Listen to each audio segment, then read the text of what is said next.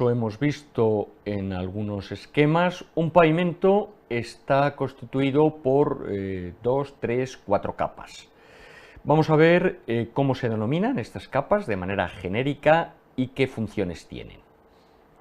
Aquí tenemos con un cierto detalle cómo es un pavimento cuya superficie es asfáltica, es decir, constituida por una mezcla asfáltica o, en su caso, por un riego.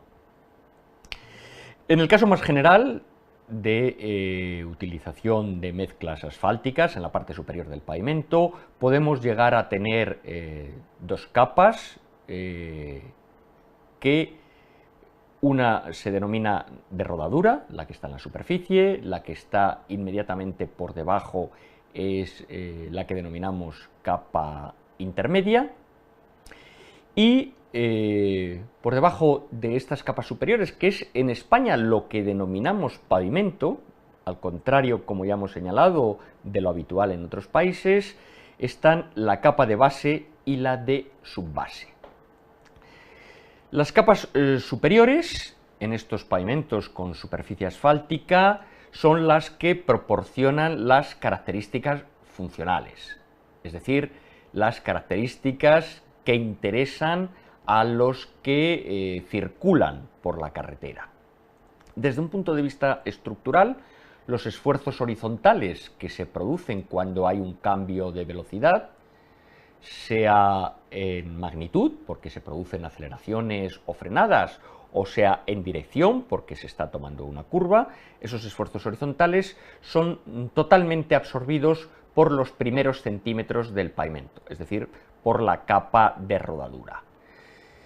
En cuanto a los esfuerzos verticales, son absorbidos por estas capas superiores en una cierta medida, dependiendo de cuál sea su rigidez, es decir, su capacidad intrínseca de absorción de tensiones y también su espesor.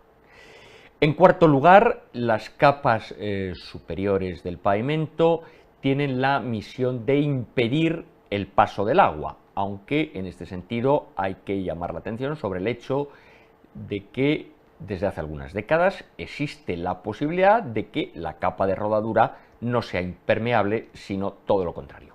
Aquí tenemos estos esquemas a los que acabo de hacer referencia. El tradicional es el de arriba, es decir, la capa de superficie es absolutamente impermeable, con lo cual se protegen tanto las capas inferiores como la infraestructura, lo que hay por debajo del pavimento. Pero existe una alternativa, que es utilizar en la superficie una capa porosa que permite una fácil absorción del agua de lluvia, con las ventajas que eso supone. En estos casos, la impermeabilización tiene que estar garantizada por la capa inmediatamente inferior.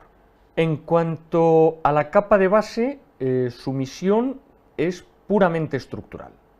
Tiene que absorber la mayor parte de los esfuerzos verticales procedentes de los vehículos pesados. La denominada capa de subbase, por un lado, completa esa misión estructural a la que hemos hecho referencia, es decir, habrá todavía una parte de los esfuerzos verticales que no hayan sido absorbidos. La misión de hacerlo corresponde a la subbase para que lleguen suficientemente atenuados a la subrasante.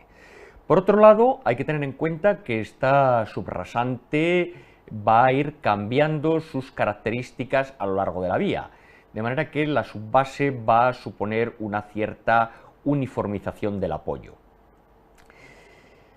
Dadas las muy diferentes naturalezas que tienen los materiales de la subrasante y del pavimento, la subbase va a suponer una cierta transición entre el cimiento y la estructura. Y finalmente, cuando los suelos que recorre la vía son de muy mala calidad, la subbase va a constituir una imprescindible plataforma de trabajo para poder ejecutar las capas superiores.